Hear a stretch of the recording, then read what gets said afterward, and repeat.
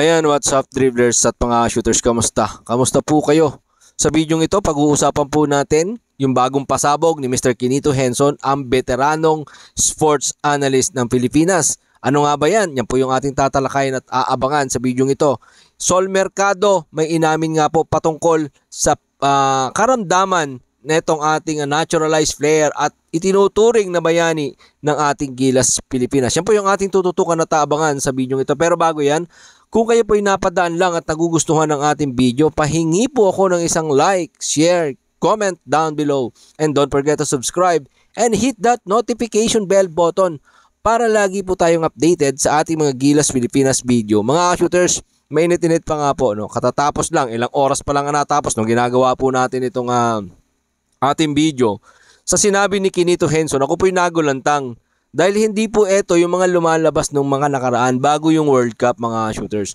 Alam naman po natin, sinubaybayan po natin etong programa ng Gilas Pilipinas. Simula dun sa pag-select nila ng pool hanggang sa makapili sila ng 12 player na isinabak po dito sa World Cup, mga shooters. Talagang tinutukan po natin ito eh. Sinubaybayan po natin ito. Nagkaroon na po, nagkabuhol-buhol na, nagkasanga-sanga na.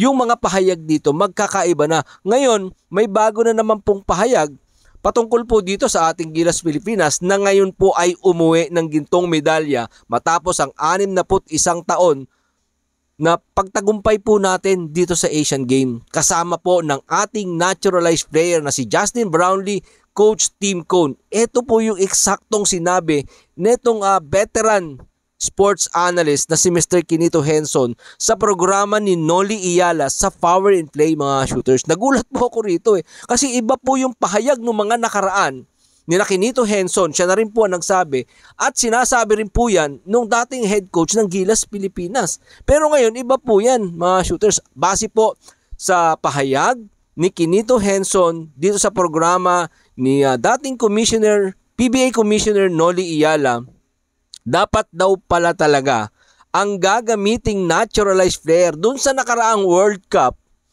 ay hindi po si Jordan Clarkson.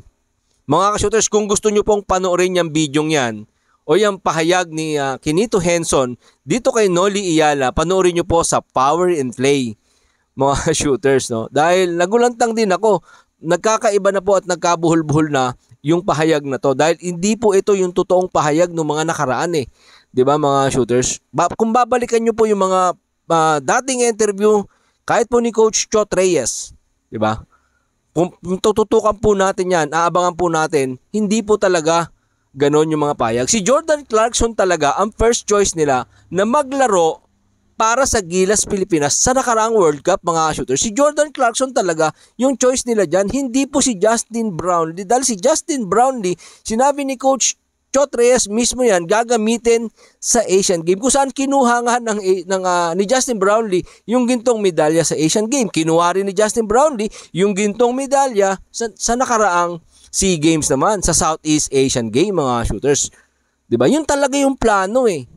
Bakit ngayon nagtataka ako dito sinasabi ni Quinito Henson na dapat daw pala talaga ay si Justin Brownlee at yan daw po ay coach's decision at decision ng SBP na si Brownlee talaga yung maglalaro para sa Gilas Pilipinas sa nakaraang World Cup, mga shooters. Well, hindi naman big issue to para sa akin. Nagtataka lang ako, nagkabuhol-buhol na, nagkaiba-iba na po kasi yung paliwanag dito at yung pahayag dito dahil bago pa man po yung World Cup, mainit ng pinag-uusapan yan, 'di ba? Sinasabi rin po ng SBP dati na inaasikaso nila na maging local ang Jordan Clarkson at maging naturalized player si Justin Brownlee. And even Coach Chot Reyes, Coach Jong Wichikon, Coach Tim Cone, talagang gusto nila dalawa ito magsabay kung maaari, 'di ba?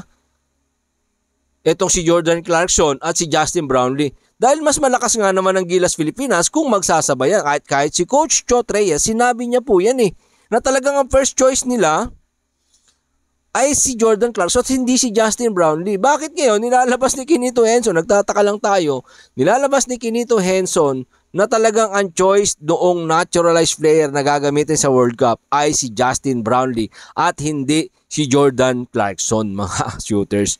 Pero base sa mga nakaraang interview ni Coach Chot Reyes ng SBP, inaantay nila ang pagdating ni Clarkson, at si Clarkson ang gagamiting naturalized player at si Brownlee pagdating ng Asian Game. Ganun po yun eh. Ganun po yung sinasabi dati ng SBP at ni Coach Chot Reyes. First choice talaga nila para doon sa World Cup ay si Clarkson.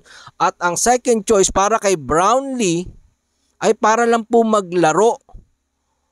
Si Brownlee sa SEA Games at paglalaruin dito sa Asian Game, kung saan 2 gintong medalya po ang inuwi ni Brownlee. Bakit ngayon sinasabi na naman ni Quinito Henson na si Brownlee pala talaga ang totoong naturalized player at hindi si Jordan Clarkson? Ito naman po si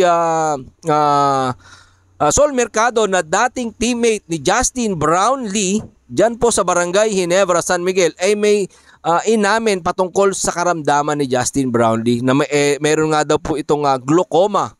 No, etong ating naturalized hero na si Justin Brownlee, merong glaucoma at nagtitake siya ng gamot kasi inaagapan yung kanyang glaucoma para hindi lumala nang hindi po mabulag ang isang Justin Brownlee. Well, delikado po kasi mga shooters, yung glaucoma, nakakabulag po talaga kapag hindi siya naagapan para sa kalagayan ng isang Justin Brownlee. Napakahalaga po nung mata para sa isang player na katulad ni Justin Brownlee dahil yan po yung una niyang yan po yung una niyang sandata, yung kanyang paningin, yung mata, kaya inaalagaan niya po yan. So nagkakaroon po siya ng medication, under po yan. Sinasabi po yan ni Sol Mercado sa kanilang programa, mga shooters, na talagang may sakit si Justin Brownlee at nagtitake ng medicine para sa kanyang sakit na glaucoma. Yan lang po yung ating video, mga shooters.